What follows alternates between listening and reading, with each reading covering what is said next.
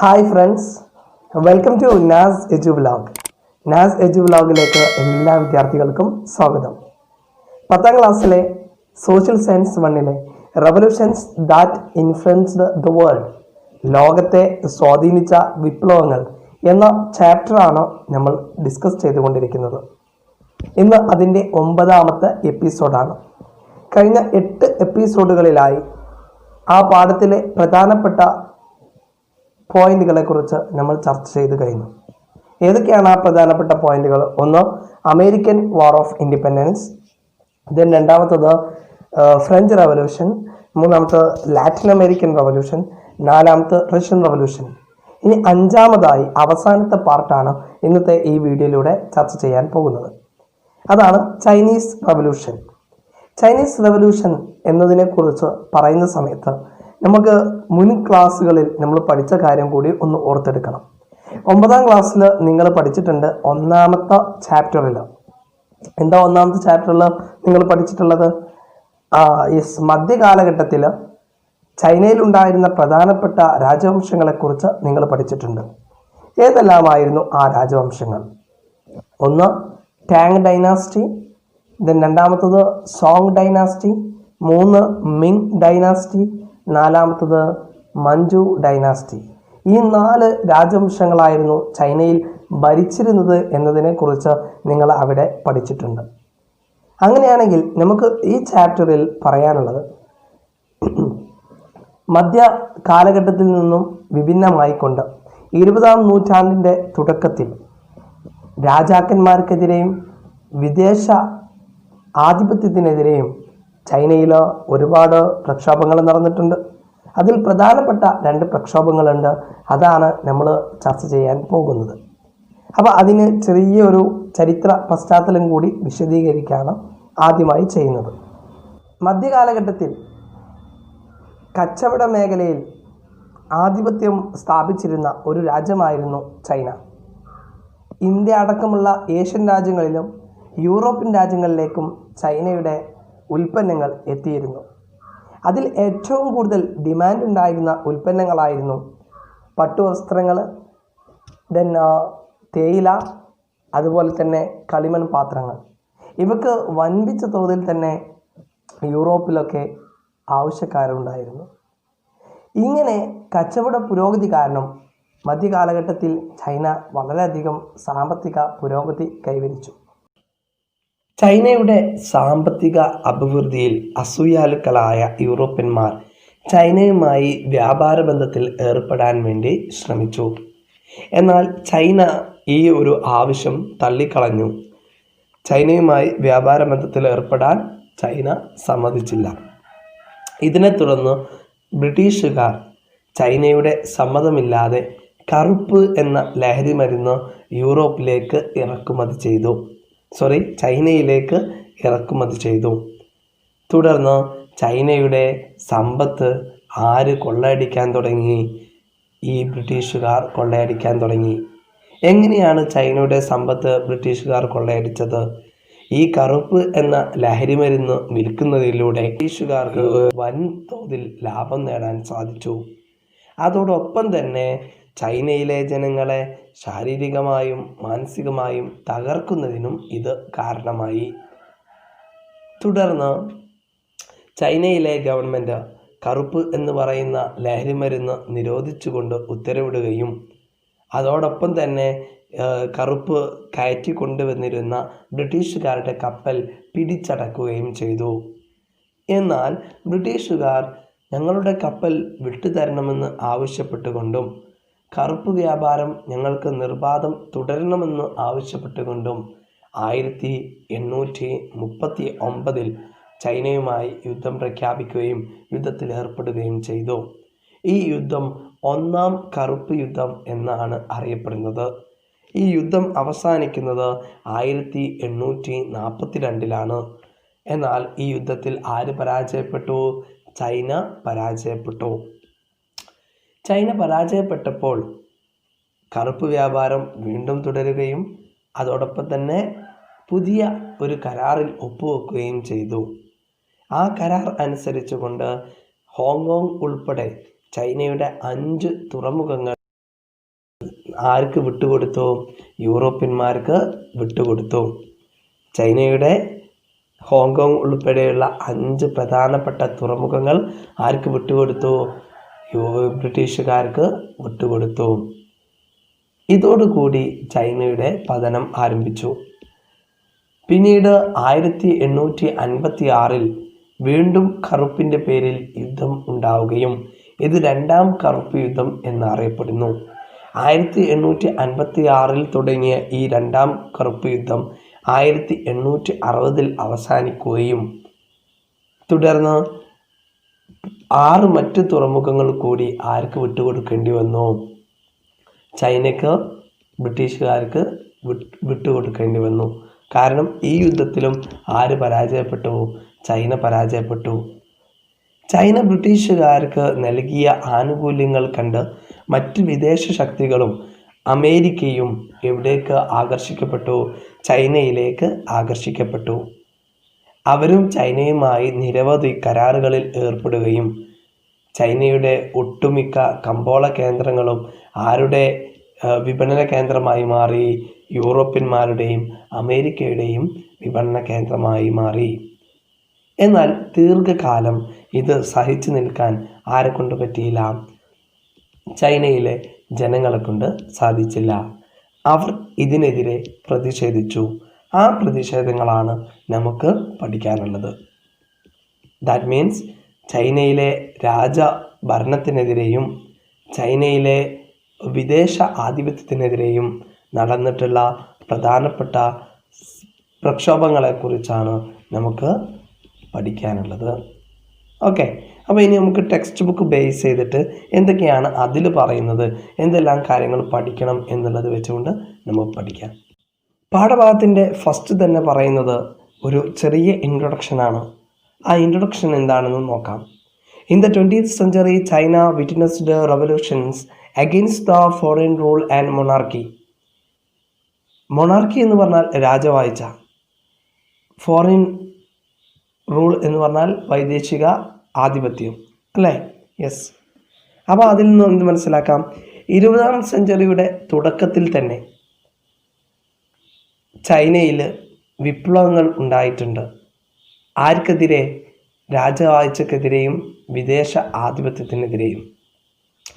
ചൈനയിലെ വിദേശ ആധിപത്യത്തിനെതിരെയും രാജവാഴ്ചക്കെതിരെയും 20ാം നൂറ്റാണ്ടിൻ്റെ തുടക്കത്തിൽ ഒരുപാട് വിപ്ലവങ്ങൾ ഉണ്ടായിട്ടുണ്ട് എന്നുള്ളതാണ് ആദ്യം പറയുന്നത്. വിറ്റ്നസ്ഡ് എന്ന് പറഞ്ഞാൽ സാക്ഷ്യം വഹിക്കുക, അഥവാ വിപ്ലവങ്ങൾക്ക് ആര് സാക്ഷ്യം വഹിച്ചിട്ടുണ്ട്? ചൈന സാക്ഷ്യം വഹിച്ചിട്ടുണ്ട്.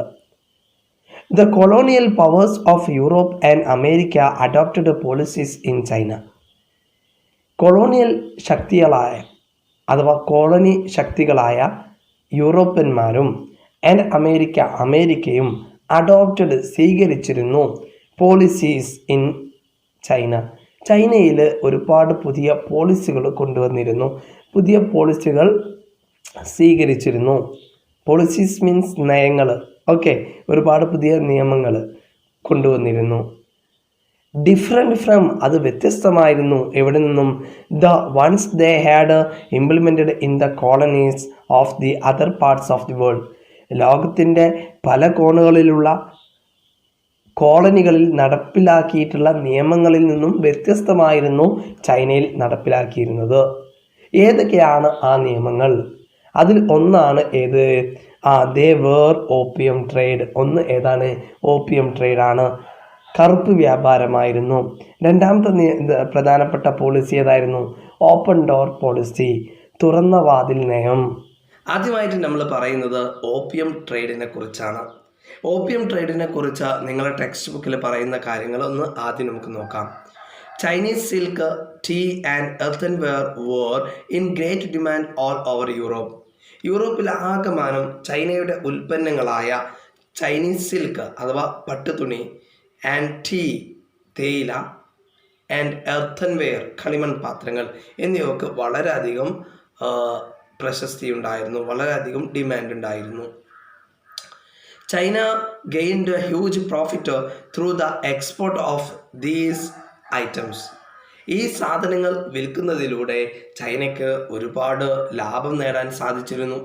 ഓക്കെ, ഇത്തരം സാധനങ്ങൾ യൂറോപ്പിലും ഏഷ്യയിലും വിൽക്കുന്നതിലൂടെ ചൈനയ്ക്ക് ഒരുപാട് ലാഭം നേടാൻ സാധിച്ചിരുന്നു. There were nothing to import to China from Europe. എന്നിട്ടും ചൈന എന്ത് ചെയ്തിട്ടില്ല?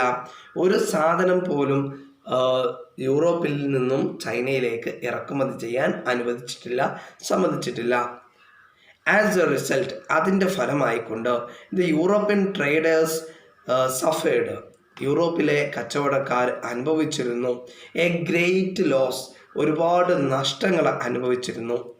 ആസ് എ റെമഡി, ഇതിന് പരിഹാരമായിട്ട് ഫോർ ദിസ് ലോസ്, ഈ ഒരു നഷ്ടത്തിന് പരിഹാരമായിക്കൊണ്ട് the British traders imported opium, ബ്രിട്ടീഷുകാർ എന്ത് ചെയ്യുന്നുണ്ട്? ഓപ്പിയം ഇറക്കുമതി ചെയ്യുന്നുണ്ട്. ഓക്കെ, എവിടേക്ക് ഇറക്കുമതി ചെയ്യുന്നത്? ചൈനയിലേക്ക് ഇറക്കുമതി ചെയ്യുന്നുണ്ട്. An intoxicant to China. എന്താണ് ഓപ്പിയം എന്ന് പറയുന്നത്? ഒരു ഇൻടോക്സിക്കൻ്റ് ആണ്, ലഹരി മരുന്നാണ്. ടു ചൈന, എവിടേക്ക് അവർ ഇറക്കുമതി ചെയ്യുന്നത്? ചൈനയിലേക്ക് ഇറക്കുമതി ചെയ്യുന്നു. This affected the Chinese trade and it is consumption. This affected, ഇത് ബാധിച്ചിരുന്നു. ദ ചൈനീസ് ട്രേഡ്, ചൈനയുടെ വിപണിയെ ഇത് ബാധിച്ചു. വമ്പിച്ച തോതിൽ ലഹരി മരുന്നായ കറുപ്പ് ചൈനയിലേക്ക് ഇറക്കുമതി ചെയ്യുന്നത് ചൈനയുടെ കച്ചവടത്തെ എന്ത് ചെയ്യുന്നുണ്ട്? ബാധിക്കുന്നുണ്ട്. എന്താ കാരണം? അതോടൊപ്പം തന്നെ ആൻഡ് ഇറ്റ്സ് കൺസംഷൻ, അതിൻ്റെ ഉപയോഗം made the Chinese people mentally imbalanced. ഈ ലഹരി മരുന്നിൻ്റെ ഉപയോഗം വമ്പിച്ച തോതിൽ ചൈനയിൽ ലഹരി മരുന്നായ കറുപ്പ് ഇറക്കുമതി ചെയ്യുന്ന ലഹരി മരുന്ന് അവർ ഉപയോഗിക്കുമല്ലോ, അത് സാധാരണയാണ്. ചൈനക്കാർ അത് ഉപയോഗിക്കാൻ തുടങ്ങിയപ്പോൾ ചൈനയിലെ ജനങ്ങൾ മാനസികമായി എന്ത് ചെയ്തു? ഇംബാലൻസ്ഡായി, അവർ ഇതിൻ്റെ ഫലമായി in economic and mental subjugation of the Chinese, China സാമ്പത്തികമായും മാനസികമായും ആർക്ക് അടിമത്തത്തിലായി? ബ്രിട്ടീഷുകാർക്ക് അടിമത്തത്തിലായി. ദാറ്റ് മീൻസ് കറുപ്പ് വ്യാപാരത്തിലൂടെ ചൈനയിലെ ജനങ്ങൾ ഈ കറുപ്പ് ഉപയോഗിക്കുന്നത് മൂലം മാനസികമായും ശാരീരികമായും തളരുകയും അതോടൊപ്പം തന്നെ സാമ്പത്തികമായും വളരെ വലിയ നഷ്ടം തന്നെ ആർക്കുണ്ടായി? ചൈനക്കുണ്ടായി. അപ്പം യൂറോപ്യന്മാരുടെ ഒരു പ്രൊഡക്റ്റും വാങ്ങാതെ വളരെയധികം സാമ്പത്തിക അഭിവൃദ്ധി കൈവരിച്ചിരുന്ന ചൈനയെ തകർക്കാൻ വേണ്ടി ബ്രിട്ടീഷുകാർ കൊണ്ടുവന്ന തന്ത്രമായിരുന്നു ഏതെന്ന് പറയുന്നത്? Opium trade.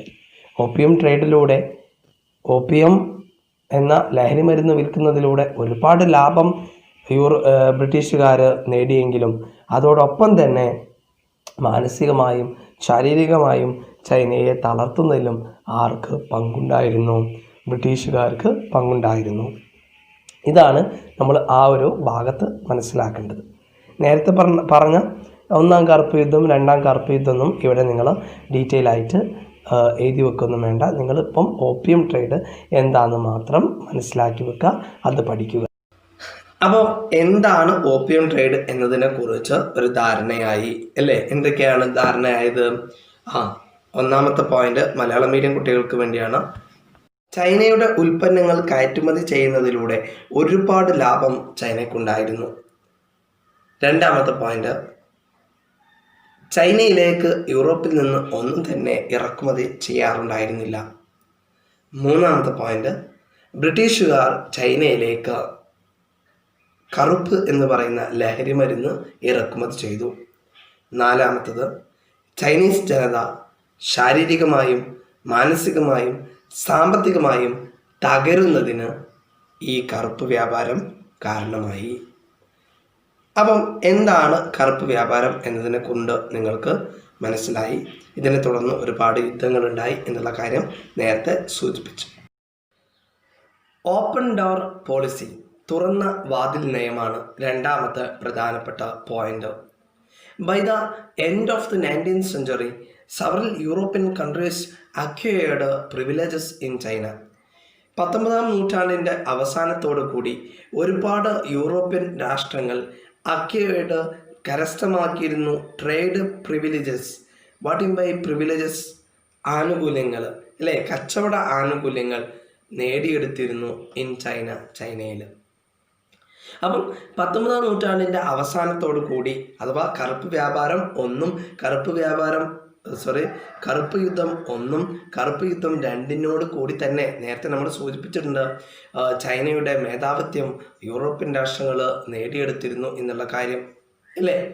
എന്നാൽ അമേരിക്ക ഈ സമയത്ത് മറ്റു പല കാര്യങ്ങളിലും ശ്രദ്ധ കേന്ദ്രീകരിച്ചതുകൊണ്ട് ചൈനയിൽ നിന്നുള്ള വ്യാപാര ആനുകൂല്യങ്ങൾ ആർക്ക് ലഭിച്ചില്ല?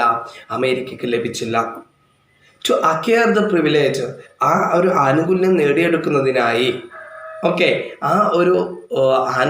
നേടിയെടുക്കുന്നതിനായി John Hay, the state secretary of USA state secretary ആയിട്ടുള്ള ജോൺ ഹേ എന്ന് പറയുന്ന വ്യക്തി പ്രഖ്യാപിച്ചു ദ ഓപ്പൺ ഡോർ പോളിസി, തുറന്ന വാതിൽ നയം. അപ്പം അമേരിക്കയ്ക്ക് ചൈനയുടെ വ്യാപാര ആനുകൂല്യങ്ങളൊന്നും ലഭിക്കാത്തതിനെ തുടർന്ന് ഞങ്ങൾക്കും വ്യാപാര ആനുകൂല്യങ്ങൾ ലഭിക്കണമെന്ന് ആവശ്യപ്പെട്ടുകൊണ്ട് അന്നത്തെ അമേരിക്കൻ സ്റ്റേറ്റ് സെക്രട്ടറി ആയിട്ടുള്ള ജോൺ ഹേ ഒരു പ്രഖ്യാപനം നടത്തി. എന്താണ് ആ പ്രഖ്യാപനം? അതാണ് ഓപ്പൺ ഡോർ പോളിസി, തുറന്ന വാതിൽ നയം. എന്താണ് ഇതിലൂടെ ഉദ്ദേശിക്കുന്നത്? അമേരിക്ക വാദിക്കുന്നുണ്ട് എന്തിനു വേണ്ടിയിട്ട്?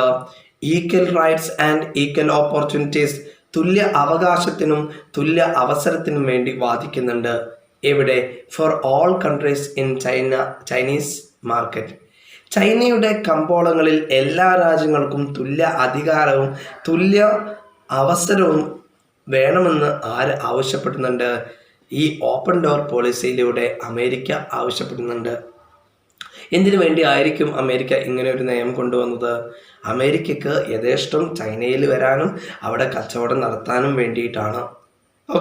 അപ്പോൾ അതിനുവേണ്ടി അന്നത്തെ അമേരിക്കയിലെ സ്റ്റേറ്റ് സെക്രട്ടറി ആയിട്ടുള്ള ജോൺ ഹേ ആണ് ഇങ്ങനെ ഒരു തീരുമാനം കൊണ്ടുവരുന്നത്. എന്താണ് തീരുമാനം? Open door policy. Open door പോളിസിയിലൂടെ അദ്ദേഹം എന്താണ് ആവശ്യപ്പെടുന്നത്? Equal opportunity and equal rights for all countries in Chinese market. ചൈനയിലെ കമ്പോളങ്ങളിൽ എല്ലാ രാജ്യങ്ങൾക്കും തുല്യ അവകാശവും തുല്യ അവസരവും എന്ന ഒരു പ്രമേയം അവതരിപ്പിക്കുന്നു? ഈ ഓപ്പൺ ഡോർ പോളിസിയിലൂടെ ജോൺ ഹേ അവതരിപ്പിക്കുന്നു.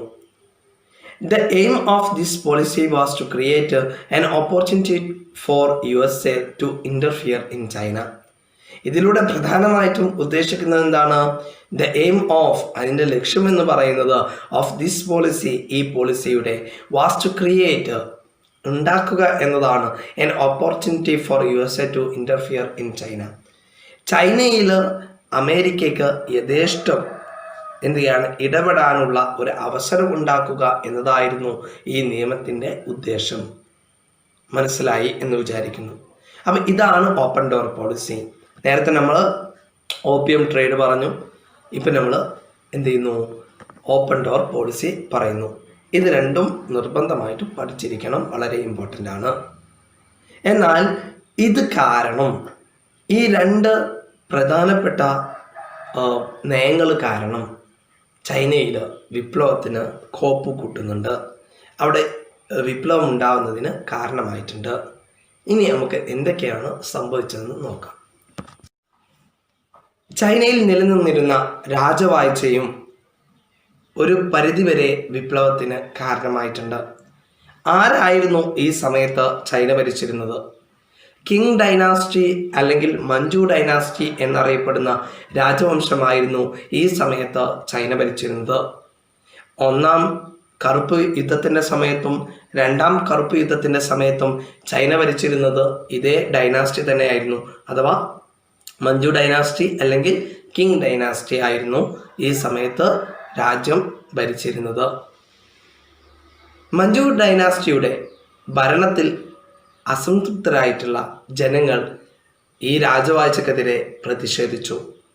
ആദ്യമായിട്ട് ഈ രാജവാഴ്ചക്കെതിരെ പ്രതിഷേധിച്ച സംഭവം ചരിത്രത്തിൽ ബോക്സർ റബലിയൻ എന്നാണ് അറിയപ്പെടുന്നത്. അപ്പോൾ അടുത്തത് നമുക്ക് നോക്കാനുള്ളത് എന്താണ് ബോക്സർ റെബലിയൻ എന്നുള്ളതാണ്. Okay, Manju dynasty in China favoured the foreign interference and domination. വിദേശ ആധിപത്യത്തിനും വിദേശ ഇടപെടലിനും അനുകൂലമായ നിലപാടായിരുന്നു മഞ്ജു രാജവംശം സ്വീകരിച്ചിരുന്നത്. എന്താ പറഞ്ഞിരിക്കുന്നത്?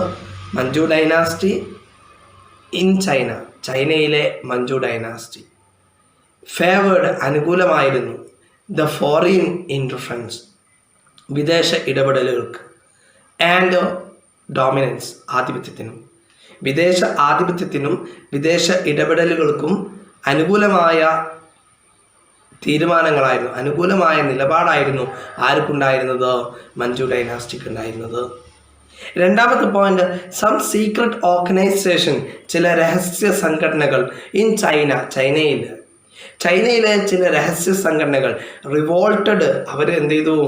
പ്രക്ഷോഭം സംഘടിപ്പിച്ചിരുന്നു അഗെയിൻസ്റ്റ് ഇറ്റ്, ഇതിനെതിരെ ഇങ്ങനത്തെ മഞ്ജു ഡൈനാസ്റ്റിയുടെ വിദേശ ഇടപെടലുകൾക്കും വിദേശ ആധിപത്യത്തിനും അനുകൂലമായ നിലപാട് എടുക്കുന്നതിനെ ചൊല്ലി, അനുകൂലമായി നിലപാടെടുക്കുന്നതിൻ്റെ ഫലമായി മഞ്ജു ഡൈനാസ്റ്റിക്കെതിരെ ആര് പ്രക്ഷോഭം സംഘടിപ്പിച്ചു? ചൈനയിലെ ചില രഹസ്യ സംഘടനകൾ ഒരു വിപ്ലവം സംഘടിപ്പിച്ചു. ഏത് വർഷമാണ്? ഇൻ 1900, 1900-ലാണ് ഈ ഒരു സംഭവം നടന്നിട്ടുള്ളത്. Okay, the emblem of this organization was the boxer's fist. The emblem of this organization was the boxer's fist. ഈ വിപ്ലവകാരികളുടെ, ഈ സംഘടനകളുടെ എംബ്ലം എന്ന് പറയുന്നത്, അഥവാ എംബ്ലം എന്ന് പറഞ്ഞാൽ എന്താ? മുദ്ര എന്ന് പറയുന്നത്, അവരുടെ ചിഹ്നം എന്ന് പറയുന്നത് ബോക്സേഴ്സ് ഫിസ്റ്റ് ആയിരുന്നു. ബോക്സർമാരുടെ മുഷ്ടിയായിരുന്നു അവരുടെ ചിഹ്നം. So this is known as boxer rebellion. അതുകൊണ്ട് തന്നെ ഈ വിപ്ലവം എന്ത് പേരിലാണ് അറിയപ്പെടുന്നത്? ബോക്സർ റെബലിയൻ എന്ന പേരിലാണ് അറിയപ്പെടുന്നത്. Though it was a failure. ഇങ്ങനെയൊക്കെയാണെങ്കിലും എന്തായിരുന്നു? ഇതൊരു പരാജയമായിരുന്നു. But it stimulated the revolutions that came up later. Okay, it was a failure, ഇതൊരു പരാജയമായിരുന്നെങ്കിലും ദോ ഇറ്റ് സ്റ്റിമുലേറ്റഡ്, ഇതെന്ത് ചെയ്യുന്നുണ്ട്? വളരെയധികം പ്രചോദനം നൽകുന്നുണ്ട് the revolutions that came up later. പിന്നീട് ചൈനയിലുണ്ടായിട്ടുള്ള എല്ലാ വിപ്ലവങ്ങൾക്കും ഒരു പരിധിവരെ എന്ത് ചെയ്തിട്ടുണ്ട്? പ്രചോദനം നൽകുന്നതിന് എന്ത് കാരണമായിട്ടുണ്ട്? ബോക്സർ റെബലിയൻ കാരണമായിട്ടുണ്ട്. ഇതാണ് നമ്മൾ അറിഞ്ഞിരിക്കേണ്ട പ്രധാനപ്പെട്ട ഒരു പോയിന്റ്. അപ്പോൾ ബോക്സർ റെബലിയൻ മറക്കരുത്. എന്തെല്ലാം കാര്യങ്ങളാണ് പറയുന്നത്? ബോക്സർ റെബലിയനിൽ പറയുന്ന കാര്യങ്ങൾ: ഒന്ന്, മഞ്ജു ഡൈനാസ്റ്റി, ചൈന ഭരിച്ചിരുന്ന മഞ്ജു ഡൈനാസ്റ്റി വിദേശ ആധിപത്യത്തിനും വിദേശ ഇടപെടലുകൾക്കും അനുകൂലമായ നിലപാടായിരുന്നു സ്വീകരിച്ചിരുന്നത്. ഇത് കാരണം ഒരു വിഭാഗം ജനങ്ങൾ, അഥവാ കുറച്ച് രഹസ്യ സംഘടനകൾ ചൈനയിലുണ്ടായിരുന്നു. ആ രഹസ്യ സംഘടനകൾ ചൈനയിലെ രാജവംശമായ മഞ്ജു ഡൈനാസ്റ്റിക്കെതിരെ ശക്തമായ പ്രക്ഷോഭം നടത്തുന്നു. 1900-ലെ ബോക്സർ റെബലിയന് ശേഷം 11 വർഷം കഴിഞ്ഞിട്ടാണ് ചൈനയിൽ മറ്റൊരു വിപ്ലവം ഉണ്ടാകുന്നത്. ആരാണ് ഇതിന് നേതൃത്വം നൽകിയത്? Doctor Sun Yat Sen. In 1911 doctor Sun Yat Sen led a revolution against Manchu dynasty. Manchu ഡൈനാസ്റ്റിക്കെതിരെ, ചൈനയിലെ രാജവംശമായ Manju ഡൈനാസ്റ്റിക്കെതിരെ doctor Sun Yat Sen എന്ത് ചെയ്യുന്നു? ഒരു വിപ്ലവത്തിന് നേതൃത്വം നൽകുന്നു. This ended monarchy in China. ചൈനയിലെ രാജവാഴ്ചക്ക് ഇത് അവസാനം കുറിക്കുന്നു. അഥവാ ചൈനയിലെ രാജവംശം അവസാനിക്കുന്നതിന് ഈ വിപ്ലവം കാരണമായി. Kuomintang party established a republican government in China under the leadership of doctor Sun Yat Sen. Doctor Sun യാത് സെന്നിൻ്റെ നേതൃത്വത്തിൽ കുമിന്താങ് പാർട്ടി, അദ്ദേഹത്തിൻ്റെ പാർട്ടിയായിട്ടുള്ള കുമിന്താങ് പാർട്ടി എസ്റ്റാബ്ലിഷ്ഡ്, ആരംഭിക്കുന്നുണ്ട് റിപ്പബ്ലിക്കൻ ഗവൺമെൻറ് ഇൻ ചൈന. ചൈനയിൽ ഒരു റിപ്പബ്ലിക് ഗവൺമെൻറ് ആരംഭിക്കുന്നു. He gave importance to ideologies like nationalism, democracy and socialism. അദ്ദേഹത്തിൻ്റെ ഭരണം എങ്ങനെയാണ് മുന്നോട്ട് കൊണ്ടുപോകുന്നത്? മൂന്ന് പ്രധാനപ്പെട്ട ആശയത്തിൻ്റെ അടിസ്ഥാനത്തിലാണ്. ഏതൊക്കെയാണ് അദ്ദേഹത്തിൻ്റെ പ്രധാനപ്പെട്ട മൂന്ന് ആശയങ്ങൾ? ഒന്ന് നാഷണലിസം, രണ്ട് ഡെമോക്രസി, മൂന്ന് സോഷ്യലിസം. ഒന്നാമത്തത് നാഷണലിസം. എന്താണ് നാഷണലിസം എന്നതുകൊണ്ട് ഉദ്ദേശിക്കുന്നത്? To expel Manchu dynasty and the imperial powers. വിദേശ ശക്തികളെയും മഞ്ജു രാജവംശത്തെയും പുറത്താക്കുക. അധികാരത്തിൽ നിന്ന് മഞ്ജു രാജവംശത്തെയും വിദേശ ശക്തികളെയും പുറത്താക്കുക എന്നതായിരുന്നു ഒന്നാമത്തെ ലക്ഷ്യം.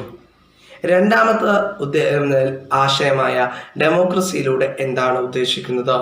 To establish democratic rule.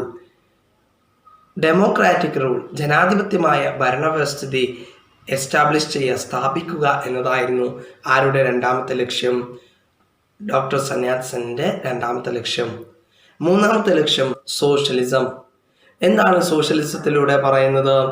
സോഷ്യലിസത്തിലൂടെ അദ്ദേഹം മുന്നോട്ട് വെക്കുന്ന കോൺസെപ്റ്റ് ടു കൺട്രോൾ ക്യാപിറ്റൽ, മൂലധനത്തെ നിയന്ത്രിക്കുക, ആൻഡ് ഡിസ്ട്രിബ്യൂട്ട് ലാൻഡ് ഈക്വലി, ഭൂമികളൊക്കെ പിടിച്ചെടുത്ത് തുല്യമായി വീതിക്കുക.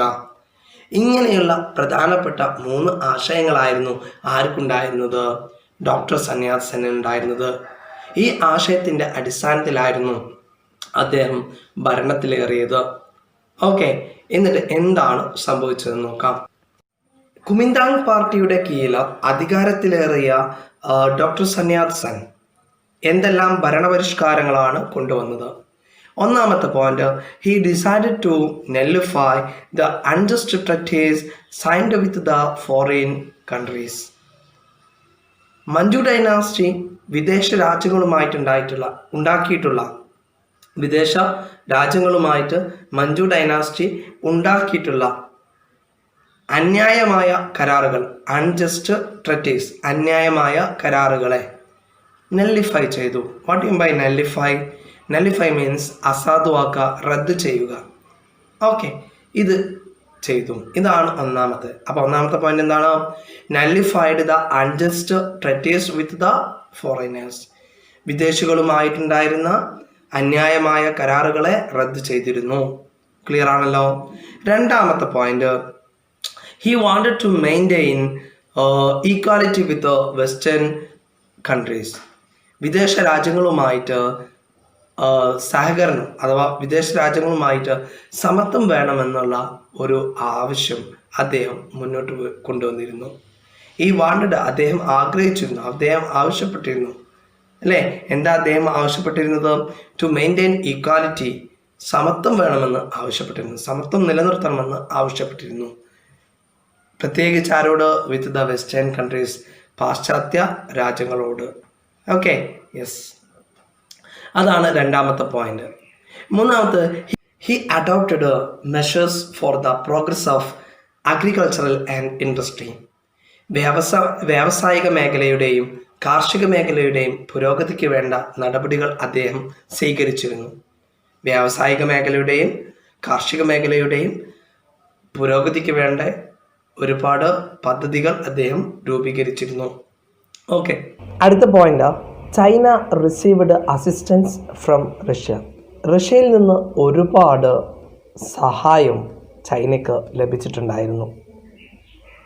റഷ്യ ചൈനയെ സഹായിച്ചതിനോടൊപ്പം തന്നെ റഷ്യയിലെ കമ്മ്യൂണിസ്റ്റ് ആശയങ്ങൾ ചൈനയിൽ വ്യാപകമാവുകയും അതിൻ്റെ ഫലമായി ചൈനയിൽ കമ്മ്യൂണിസ്റ്റ് പാർട്ടി രൂപീകൃതമാവുകയും ചെയ്തു.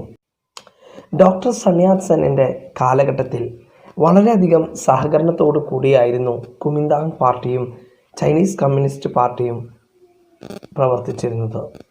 എന്നാൽ അദ്ദേഹത്തിൻ്റെ കാലശേഷം കുമിന്താങ് പാർട്ടിയുടെ നേതാവായി ചിയാങ് കൈഷക് വന്നപ്പോൾ ഈ സഹകരണം ഇല്ലാണ്ടായി.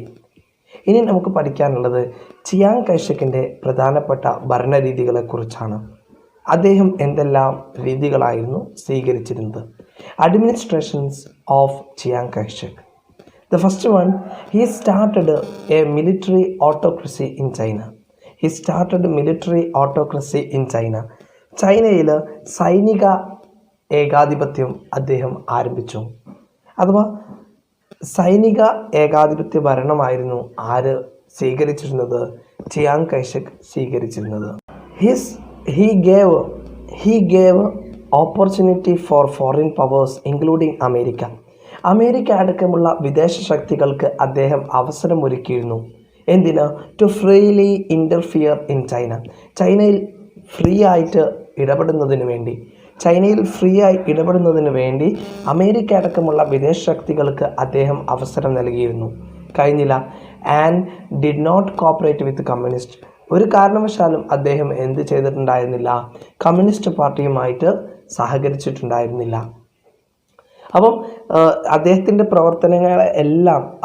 പ്രവർത്തനങ്ങളെല്ലാം തന്നെ കമ്മ്യൂണിസ്റ്റ് പാർട്ടിക്കെതിരായിരുന്നു. ആ കമ്മ്യൂണിസ്റ്റ് പാർട്ടി അദ്ദേഹത്തിനെതിരെ ശബ്ദമുയർത്തുന്നത് കൊണ്ട് അദ്ദേഹം എന്ത് ചെയ്തില്ല? കമ്മ്യൂണിസ്റ്റ് പാർട്ടിയോട് യോജിച്ചില്ല, സഹകരിച്ചില്ല. ബൈ ദിസ് ടൈം, ഈ സമയത്ത് coal and iron industries, banking and foreign trade were all controlled by foreign countries. കൽക്കരി ഖനനം, അയൺ ഇൻഡസ്ട്രീസ്, ഇരുമ്പ് വ്യവസായം, banking system and foreign trade, വിദേശ വ്യാപാരം, ഇതെല്ലാം കൺട്രോൾ ചെയ്തിരുന്നത് വിദേശ രാജ്യങ്ങളായിരുന്നു. നേരത്തെ ഡോക്ടർ സന്യാസൻ നിർത്തിവെച്ച എല്ലാ സംഭവങ്ങളും പുനഃസ്ഥാപിക്കുകയായിരുന്നു ആര് ചെയ്തിരുന്നത്? ചിയാങ് കൈഷക്. ഇതോടുകൂടി ചിയാങ് കൈഷക്കിൻ്റെ ഭരണത്തോട് ചൈന എതിർപ്പ് പ്രകടിപ്പിച്ചു. ചിയാങ് കൈഷക്കിൻ്റെ ദുർഭരണത്തെ തുടർന്ന് അതിനെതിരെ ചൈനീസ് കമ്മ്യൂണിസ്റ്റ് പാർട്ടി പ്രതിഷേധിക്കാൻ തീരുമാനിച്ചു. മാവോ സേ തുങ്ങിൻ്റെ നേതൃത്വത്തിലായിരുന്നു ചൈനീസ് കമ്മ്യൂണിസ്റ്റ് പാർട്ടി ചിയാങ് കൈഷക്കിനെതിരെ പ്രതിഷേധിച്ചത്. ആരാണ് Mao Tse Tung? Mao Tse Tung എന്ന് പറയുന്നത് leader of communist party. Communist പാർട്ടിയുടെ നേതാവായിരുന്നു Mao Tse Tung. In 1934 he conducted a long march. 1934 അദ്ദേഹം എന്ത് ചെയ്തു? ഒരു ലോങ് മാർച്ച് സംഘടിപ്പിച്ചു. Also known as the chairman of Mao. അദ്ദേഹം എന്ത് പേരിലാണ് അറിയപ്പെടുന്നത്? ചെയർമാൻ ഓഫ് മാവോ എന്ന പേരിലും അദ്ദേഹം അറിയപ്പെടുന്നുണ്ട്. Founding father of the communist party in China. അദ്ദേഹമാണ് ചൈനയുടെ ഫൗണ്ടിങ് ഫാദർ അഥവാ സ്ഥാപകൻ, സ്ഥാപക പിതാവ് എന്നറിയപ്പെടുന്നത്. എവിടുത്തെ? Communist party in China. ചൈനയിലെ കമ്മ്യൂണിസ്റ്റ് പാർട്ടിയുടെ സ്ഥാപക പിതാവ് എന്ന പേരിൽ അറിയപ്പെടുന്ന ആളുകൂടിയാണ് ആര്? Mao Tse Tung. അങ്ങനെയാണെങ്കിൽ മാവോ സേ തുങ്ങിൻ്റെ നേതൃത്വത്തിൽ എന്തെല്ലാം പരിപാടികളാണ്, എന്തെല്ലാം പ്രതിഷേധ രീതികളാണ് ചൈനയിൽ അരങ്ങേറിയത്? ആദ്യമായിട്ട് പറയാനുള്ളത് ലോങ് മാർച്ച് അഥവാ ചിയാങ് കൈഷക്കിൻ്റെ ദുർഭരണത്തിനെതിരെ പ്രതിഷേധിച്ചുകൊണ്ട് മാവോ സേ തുങ്ങിൻ്റെ നേതൃത്വത്തിൽ നടന്ന പ്രധാനപ്പെട്ട ഒരു സംഭവമാണ് long march. Long march was started in 1934. 1934 long march start ചെയ്തിട്ടുള്ളത്. It is started from Kiangsi in south China. South ചൈനയിലെ കിയാങ്സിയിൽ നിന്നാണ് ഇത് ആരംഭിച്ചത്. Ended at Yenan in north western China. North western ചൈനയിലെ യനാനിലാണ് ഇത് അവസാനിക്കുന്നത്. They seized out agricultural land and villages from lords and distributed among the farmers. ഗ്രാമങ്ങളിലെ കൃഷിഭൂമികൾ പിടിച്ചെടുക്കുകയും അഥവാ പ്രഭുക്കന്മാരുടെ കയ്യിലുണ്ടായിരുന്ന ഗ്രാമങ്ങളും കൃഷിഭൂമികളും പിടിച്ചെടുത്ത് കർഷകർക്ക് വിതരണം ചെയ്യുകയുണ്ടായി. The journey covered around 12,000 kilometers. 12,000 കിലോമീറ്ററുകളാണ് ഈ യാത്ര കവർ ചെയ്തിട്ടുള്ളത്. So it is known as long March. അതുകൊണ്ട് ഈ സംഭവം ചരിത്രത്തിൽ എന്തെന്നറിയപ്പെടുന്നു? ലോങ് മാർച്ച് എന്നറിയപ്പെടുന്നു. രണ്ടാം ലോക മഹായുദ്ധത്തിൻ്റെ മുന്നോടിയായി ജപ്പാൻ ചൈനയെ ആക്രമിച്ച സമയത്ത് ചൈനയിലെ രണ്ട് പാർട്ടികളും ഒരുമിച്ചുകൊണ്ട് ജപ്പാനെതിരെ പോരാട്ടം നടത്തി. പിന്നീട് 1945 ശേഷമാണ് ആഭ്യന്തര യുദ്ധം വീണ്ടും ശക്തമാകുന്നത്. അഥവാ കുമിന്താങ് പാർട്ടിയും ചൈനീസ് കമ്മ്യൂണിസ്റ്റ് പാർട്ടിയും തമ്മിൽ ശക്തമായ പോരാട്ടം നടക്കുന്നത്. ഇതിനെ തുടർന്ന് when the red army of Mao Tse തുങ്ങിൻ്റെ ചുവന്ന സൈന്യം captured the centre of Kuomintang rule. Kuomintang റൂളിൻ്റെ ആസ്ഥാനം പിടിച്ചടക്കുകയും Chiang Kai-shek had to seek political asylum in Taiwan. തായ്വാനിലേക്ക് ചിയാങ് കൈഷക് രാഷ്ട്രീയ അഭയം തേടി പോവുകയും ചെയ്തു. ഇതിനെ തുടർന്ന് China became the people's republic of China on 1st October 1949 under the leadership of Mao Tse-tung. Mao സെത്തുങ്ങിൻ്റെ നേതൃത്വത്തിൽ 1949 October 1 ചൈന ഒരു റിപ്പബ്ലിക് ചൈനയായി മാറുന്നു. ഇത്രയാണ് ഈ പാഠഭാഗത്തിൽ നമുക്ക് പഠിക്കാനുള്ളത്. ക്ലാസ് ഇവിടെ അവസാനിക്കുകയാണ്. എല്ലാവർക്കും മനസ്സിലായി എന്ന് വിചാരിക്കുന്നു. എന്തെങ്കിലും ഡൗട്ടുകൾ ഉണ്ടെങ്കിൽ നേരത്തെ പറയുന്നത് പോലെ ചോദിക്കുക. ഒന്നുകിൽ യൂട്യൂബിലെ കമൻറ്റ് ബോക്സിലൂടെയോ അല്ലെങ്കിൽ വാട്സപ്പിലൂടെയോ ചോദിക്കുക. ദെൻ മറ്റൊരു കാര്യം പറയാനുള്ളത്, എക്സാം പെട്ടെന്നുണ്ടാകും. ഫസ്റ്റ് യൂണിറ്റിൻ്റെ എക്സാം അഥവാ ഡിസ്ക്രിപ്റ്റീവ് മോഡ് എക്സാം പെട്ടെന്നുണ്ടാകും. അതിനെക്കുറിച്ച് നിങ്ങളെ സ്ഥാപനത്തിലെ അധ്യാപകർ നിങ്ങളോട് പറയും. ഓക്കെ, അപ്പോൾ ഇത്രയും പറഞ്ഞ് ഇന്നത്തെ ക്ലാസ് ഇവിടെ വൈൻഡപ്പ് ചെയ്യാണ്. Okay, bye, see U.